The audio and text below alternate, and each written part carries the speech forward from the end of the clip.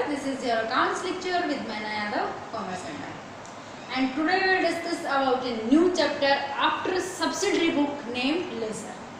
Subsidiary book के बाद में हम जो चैप्टर डिस्कस करेंगे उसका नाम है ledger. Ledger that means account बनाना. लेजर मतलब एक जैसे ट्रांजेक्शन्स को, सेम नेचर की जो ट्रांजेक्शन होती हैं, एक जैसे नेचर की जो ट्रांजेक्शन होती है उनको एक ही जगह के ऊपर रख देना, दैट कॉल्ड लेजर. ठीक है. लेजर एक प्रॉपर फॉर्मेट के अकॉर्डिंग अकाउंट बनता है, हमारा लेजर बनता है. ये देखिएगा फॉर्मेट मैंने बनाया है यहाँ पर. जैसे एक जैसे नेचर की जो ट्रांजेक्शन होती हैं, जैसे सेल से रिलेटेड जो भी ट्रांजेक्शन है सेल्स अकाउंट के अंदर रखते हैं. परचेज से रिलेटेड जो भी ट्रांजेक्शन हैं, जो कैश है क्रेडिट है जो भी है, ठीक है, कहाँ रख देंगे? परचेज अकाउंट में. डिस्काउंट से रिलेटेड डिस्काउंट अकाउंट में. कैपिटल से रिलेटेड कैपिटल अकाउंट में. कैश से रिलेटेड कैश अकाउंट में. मतलब जिस एक जैसे नेचर की ट्रांजेक्शन को एक जगह पर इकट्ठा करके रखना कॉल्ड लेजर अकाउंट्स. अकाउंट जो होता है वो एक प्रॉपर फॉर्मेट के अकॉर्डिंग बनता है. ये देख लीजिएगा format of ledger and account, जिसकी 4 कॉलम होते हैं, जिसकी 2 साइड होती हैं. एक हमारी डेबिट साइड होती है और एक क्रेडिट साइड होती है. पता है आप सबको? डेबिट साइड के कॉलम देखिएगा कितने होते हैं. सबसे पहले डेट का column, particular, ledger folio, amount. ये 4 जो कॉलम होते हैं हमारे डेबिट साइड में होते हैं. Same as it is 4 column ही क्रेडिट साइड में होते हैं. Date, particular, ledger folio and amount. Clear हो गया फॉर्मेट? ठीक है. जो डेबिट साइड है, डेबिट साइड हम 2 से स्टार्ट करेंगे और जो क्रेडिट साइड है वो हम बाई से स्टार्ट करेंगे. ठीक है. लास्ट में हम क्लोजिंग बैलेंस भी निकालेंगे लेजर्स का. चलिए देखते हैं. अब हम बात करते हैं कि हमें लेजर की नीड क्यों हुई, क्या ज़रूरत थी लेजर की. सब्सिडरी बुक में हमने रिकॉर्ड की तो थी ट्रांजेक्शन्स, लेजर की तो नीड ही नहीं थी. चलिए देखते हैं कि how much amount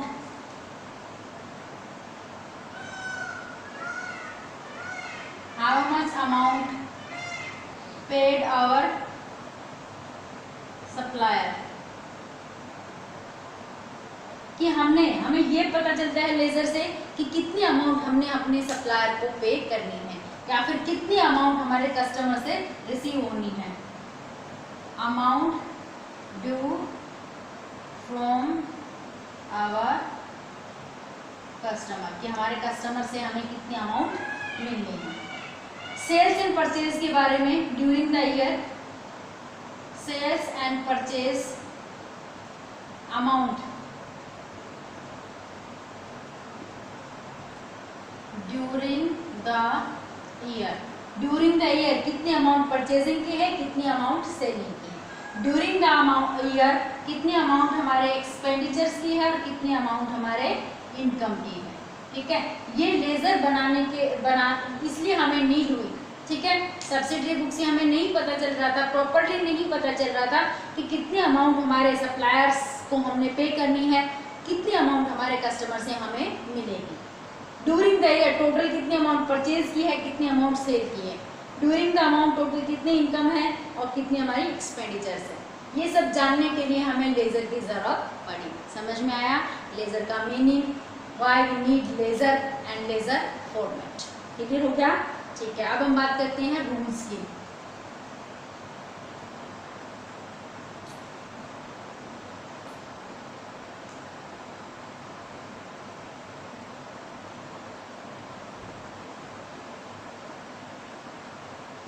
rules of posting in ledger. Ledger में अकाउंट में हम किस तरीके से पोस्ट करेंगे, उसका एक तरीका है. सबसे पहले देखिए,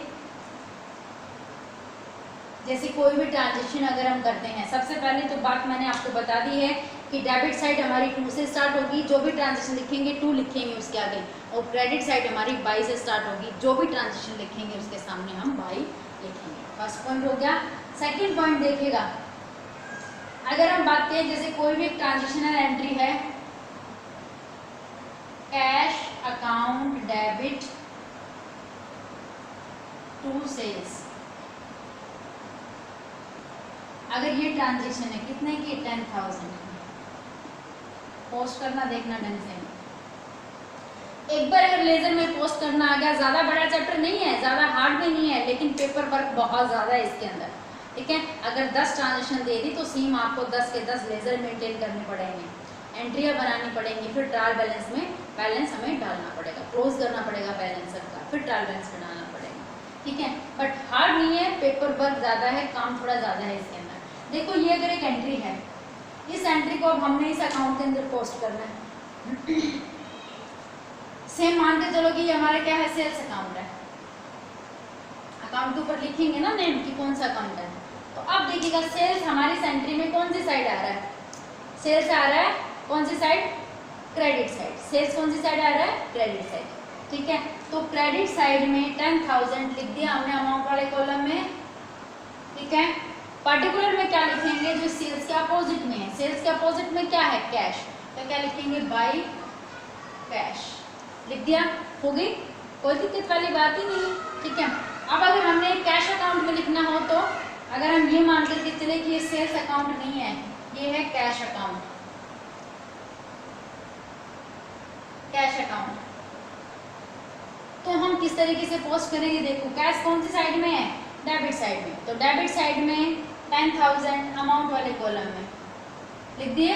पर्टिकुलर में क्या लिखें, जो इसके अपोजिट में है, इसके अपोजिट में क्या है, सेल्स, टू सेल्स, क्लियर हो गया।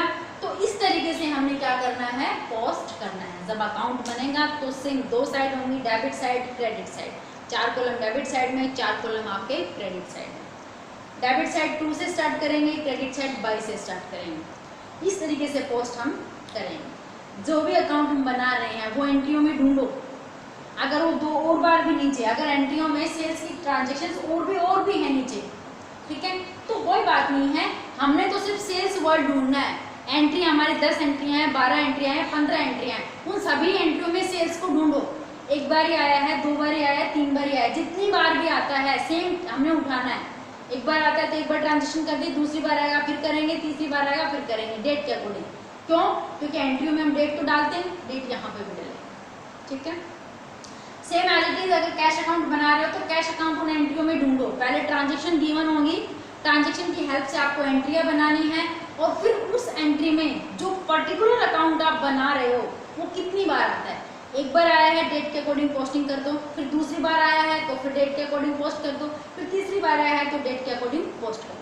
जितनी बार भी आया, चाहे 5 बार आए, चाहे 6 टाइम आए, चाहे कितनी टाइम क्यों आए, आपको उतने ही टाइम पोस्ट करना पड़ेगा। क्लियर हो गया, कोई दिक्कत वाली बात नहीं है। रूल्स आगे समझ में आपको, किस रूल से हम पोस्ट करेंगे, एंट्रियों से लेजर करेंगे, क्लियर है, ठीक है। चलिए अब अगर हम बात करें क्लोजिंग बैलेंस की, ठीक है, अगर अब हम बात करते हैं क्लोजिंग बैलेंस कि हम इन अकाउंट को क्लोज कैसे करेंगे।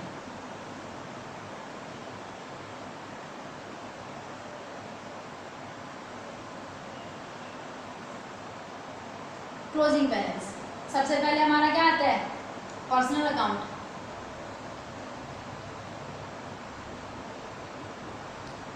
पर्सनल अकाउंट को और रियल अकाउंट को पता तो है ना, पर्सनल अकाउंट में क्या क्या आता है। पर्सनल अकाउंट को कैपिटल है, ड्रॉइंग है, सभी हमारे कस्टमर्स हैं, ठीक है, सारे पर्सनल अकाउंट में आते हैं हमारे।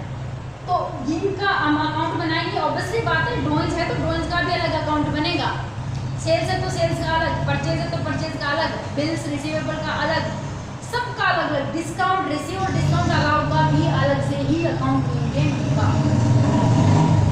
जितनी ज़्यादा ट्रांजेक्शन्स उतने ही ज़्यादा अकाउंट, ठीक है। चाहे अकाउंट में एक ही एंट्री क्यों ना आए, एक ही ट्रांजेक्शन क्यों ना आए, आपको अकाउंट तो बनाना ही बनाना पड़ेगा। अब देखते हैं हम पर्सनल अकाउंट और रियल अकाउंट। जब हम पर्सनल अकाउंट और रियल अकाउंट को अगर हम क्लोज करेंगे, सपोज कीजिए हम इसी अकाउंट को क्लोज कर रहे हैं, ठीक है, इस अकाउंट को क्लोज करेंगे तो किस तरीके से, देखिए लास्ट में हम क्या करेंगे, दोनों साइड को इक्वल, डेबिट साइड कितने की है, 10,000 की, क्रेडिट साइड कितने की है, कितने की भी नहीं है, बट अकाउंट तो दोनों क्लियर ही होंगे, इक्वल होंगे, कर दिया हमने। अब डेबिट साइड 10,000 की है, मैक्सिमम साइड से दोनों को हमने इक्वल कर दिया, तो क्रेडिट साइड कितने से कम है, क्रेडिट साइड है हमारा 10,000 से कम है। अब दोनों साइड इक्वल हो गए। अब बात ये आती है कि हम पर्टिकुलर में कितना लिखें। पर्टिकुलर में हम लिखेंगे बाई बैलेंस शीट, या लिखेंगे बाई बैलेंस शीट। समझ में आया? और ये बैलेंस कब निकालेंगे हम? 31, सपोज किसी मई का मंथ था तो 31 मई को, नेक्स्ट 1 जून को। यही बैलेंस क्या बन जाएगा? टू बैलेंस बिडी, कितने का? 10,000। यहाँ तक आपने अकाउंट को क्लोज करके छोड़ देना है। अब ये जो बैलेंस आया है कौन सी साइड का बैलेंस है? कौन सी साइड का है? जो साइड मैक्सिमम है उसी साइड का बैलेंस है। ध्यान रखने वाली बात है, तो पोस्ट करने वाली बात बहुत ध्यान रखनी है, और एक बैलेंस वाली बात हमने बहुत ज़्यादा ध्यान रखनी है। कैसे? देखो, डेबिट साइड का बैलेंस आया या फिर क्रेडिट साइड का बैलेंस आया? सोचने वाली बात है, डेबिट साइड ज़्यादा थी, 10,000 से थी। क्रेडिट साइड में तो हमने दोनों साइड को इक्वल करने के लिए सिर्फ और सिर्फ बैलेंसिंग मैच किया है, बैलेंस में मैच किया है। ठीक है, बैलेंस किसका है? ये बैलेंस है डेबिट साइड का। किसका? डेबिट साइड का। क्यों? जो साइड मैक्सिमम है बैलेंस उसी साइड का आएगा। जो साइड मैक्सिमम है बैलेंस उसी साइड का आएगा। क्यों? क्योंकि ये साइड तो अपनी तरफ से पूरी थी, साइड वही कम थी। बैलेंस 1 लिखा जरूर है हमने, वो तो हमने दोनों साइड को इक्वल करने के लिए लिखा है, लेकिन जो साइड मैक्सिमम है बैलेंस उसी साइड का। मतलब 1 जून को 2 बैलेंस बिडी डेबिट साइड का 10,000 कैश। समझ में आ गया? क्लियर? बैलेंस उधर का भी आ सकता है। ठीक है, अगर हम बात कहें कि ये ट्रांजेक्शन्स को घुमा दो यहाँ पे 10,000, अब अगर ये इधर लिखा था, हमने परचेज किया था, चलो एक एंट्री कर ही देते हैं कि purchase account debit to cash, या टू मिस्टर ए, कैश कर दो, चलो कैश ही कर लेते हैं। 10,000 से सामान खरीदा, हम कौन सा अकाउंट बना रहे हैं? कैश का। कैश का क्रेडिट साइड में क्या लिखेंगे? परचेज। 10,000 हो गया ना? ठीक है, अब और आगे कोई परचेज की ट्रांजेक्शन ही नहीं, मतलब कैश की ट्रांजेक्शन नहीं है, तो कैश वाले अकाउंट को क्लोज कैसे करेंगे? 10,000 इधर, मैक्सिमम था 10,000 इधर। बैलेंस फिगर में क्या लिखेंगे? टू बैलेंस शीट, कितने से? 10,000 से। हो गया? कौन सी साइड का बैलेंस हो गया? डेबिट का कि क्रेडिट का? ऑब्वियसली बात है ये क्रेडिट का बैलेंस है। क्यों? क्योंकि क्रेडिट साइड 10,000 की थी, डेबिट साइड में तो कुछ भी नहीं था। डेबिट साइड में तो हमने बैलेंसिंग फिगर में लिखा है 10,000, दोनों साइड को मैच करने के लिए। तो ये 1 जून को हम लिखेंगे बाई बैलेंस बिडी, मतलब ब्रोक डाउन, कितने का? 10,000 का। कैश का बैलेंस है कौन सी साइड का? क्रेडिट साइड का। कैश का बैलेंस आ गया हमारे पास कौन सी साइड का? क्रेडिट साइड का। क्लियर हो गया? ठीक है, तो इस तरीके से हम दोनों अकाउंट्स को क्या करेंगे, जो पर्सनल अकाउंट के अंदर आते हैं और जो रियल अकाउंट के अंदर आते हैं, उनको हम इस तरीके से क्लोज करेंगे। चाहे डेबिट का बैलेंस आए, चाहे क्रेडिट का बैलेंस आए, चाहे एक ही ट्रांजेक्शन क्यों ना हो, अकाउंट में बनाना पड़ेगा। ठीक है, चाहे 2 ट्रांजेक्शन हो, चाहे 3 हो, इस तरीके से। अब लास्ट में हम एक बात और बात करते हैं नॉमिनल अकाउंट की। नॉमिनल अकाउंट के अंदर क्या क्या आता है? Income and expenditure, income and expenditures आते हैं नॉमिनल अकाउंट के अंदर। ठीक है, तो इनकम एंड एक्सपेंडिचर को लास्ट में हम जब फाइनेंशियल स्टेटमेंट बनाते हैं, मतलब profit and loss account, trading account जब हम बनाएंगे, फाइनेंशियल अकाउंट जब हम बनाएंगे, तो उस इनकम और एक्सपेंडिचर को हम वहाँ उठा ले जाते हैं और वहाँ उनके बैलेंस को हम क्लियर कर लेते हैं। या फिर अपने एक्सपेंडिचर है तो एक्सपेंडिचर में ऐड कर लेंगे, इनकम है तो इनकम में ऐड कर लेंगे। That means there is no need to closing balance of nominal account. Nominal account के क्लोजिंग बैलेंस की कोई नीड ऐसे नहीं होती। जब लास्ट में फाइनेंशियल स्टेटमेंट हम बनाते हैं तो उस टाइम पर प्रॉफिट एंड लॉस में ही हम इसको इंक्लूड कर लेते हैं, वहाँ बैलेंस हम इनका कर क्लोजिंग बैलेंस कर रहे हैं। ठीक है, क्लियर हो गया? हो गया अकाउंट आपका? ठीक है, तो ये था लेजर से रिलेटेड ट्रांजेक्शन्स कि क्या लेजर क्या होता है, क्या नीड होती है लेजर की, किस तरीके से पोस्ट करते हैं, फॉर्मेट क्या है, किस तरीके से क्लोजिंग बैलेंस हम निकालेंगे। और जब सभी अकाउंट का क्लोजिंग बैलेंस आ जाता है, सभी अकाउंट का जब क्लोजिंग बैलेंस आ जाता है, जितने भी अकाउंट हमने बनाए, रमेश का, सुरेश का, कैश का, परचेज का, बैंक का, ठीक है, परचेज रिटर्न का, सेल्स रिटर्न का, बिल रिसीवेबल का, बिल पेबल का, जिसका भी बनाया हमने अकाउंट, ट्रांजेक्शन के साथ अकाउंट बनेगा, चाहे एक ही सिंगल ट्रांजेक्शन क्यों ना हो उसमें, क्लोजिंग बैलेंस भी निकलेगा, ठीक है, और अगले मंथ के लिए उसको ओपनिंग भी करेंगे। और जब सभी अकाउंटों का बैलेंस आ जाएगा तो लास्ट में हम क्या प्रिपेयर करेंगे, ट्रायल बैलेंस। क्या प्रिपेयर करेंगे, ट्रायल बैलेंस। ट्रायल बैलेंस का फॉर्मेट देखिएगा सभी अकाउंटों का बैलेंस निकलने के बाद। तो ट्रायल बैलेंस की दो साइड होती है हमारी,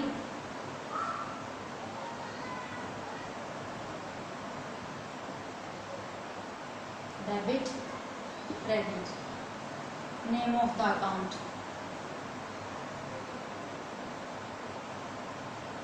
नेम ऑफ अकाउंट्स। जैसे हमने यहाँ पर लिख दिया कैश, कैश अकाउंट। डेबिट का बैलेंस है तो डेबिट साइड में लिख दो, क्रेडिट का है तो क्रेडिट में लिख दो। हमने सेल्स अकाउंट बनाया तो डेबिट का आता है तो डेबिट में, क्रेडिट का आता है तो क्रेडिट में, ठीक है। हमने बनाया था सेल्स रिटर्न का, परचेज रिटर्न का, सुरेश सिमरन का,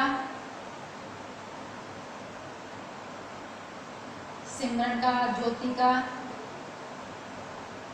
मतलब सभी का। बैंक अकाउंट, ड्रॉइंग, जिसका डेबिट का, जब हमने अकाउंट बनाया तो जिसका डेबिट का बैलेंस आता है डेबिट साइड में डाल दो, जिसका क्रेडिट का आया है अमाउंट के साथ में क्रेडिट में डाल दो। लास्ट में क्या आएगा, लास्ट में देखना अगर हमने अकाउंट सही बनाए हैं तो, अगर अकाउंट का प्रॉपरली बैलेंस सही है तो, क्लोजिंग बैलेंस सही है तो, ठीक है। ये जो दोनों साइड है वो हमारी क्या आएंगी, इक्वल आएंगी। अगर ये साइड 1 लाख की है तो ये साइड भी 1 लाख की ही आएगी। दोनों साइड अगर इक्वल नहीं आ रही है तो इसका मतलब कोई ना कोई एरर है। तो ये चैप्टर ऐसा है, इसमें सब कुछ मिलेगा आपको, सब कुछ। दैट मीन्स आपको सबसे पहले ट्रांजेक्शन्स गिवन होंगी, एंट्री आपको करनी होगी। एंट्रियां करने के बाद आपको हर एंट्री के साथ हर ट्रांजेक्शन, मैं ये नहीं कहती कि कैश अकाउंट अगर 5 बार आए तो 5 बार अकाउंट बनाओ ना, एक ही बार अकाउंट एक ही बार बनेगा, लेकिन ट्रांजेक्शन 5 हुई है कैश की तो सारी की सारी डलेंगी, ठीक है। रमेश 2 बार आया तो 2 बार रमेश का अकाउंट बनाने की जरूरत नहीं है, रमेश के अकाउंट में दोनों बार ट्रांजेक्शन कर दो, बट रमेश का अकाउंट बनेगा, ठीक है, इस तरीके से। और फिर सभी अकाउंट बनाने के बाद, सबका क्लोजिंग बैलेंस निकालने के बाद कहाँ पोस्ट करेंगे, ट्रायल बैलेंस के अंदर। ट्रायल बैलेंस का इक्वल, समझ में आ गया बात, ठीक है। तो इस तरीके से हमारा लेजर चैप्टर कंप्लीट होगा। गाइस आज की वीडियो में इतना ही, कल मिलते हैं अनदर वीडियो के साथ में, तब तक के लिए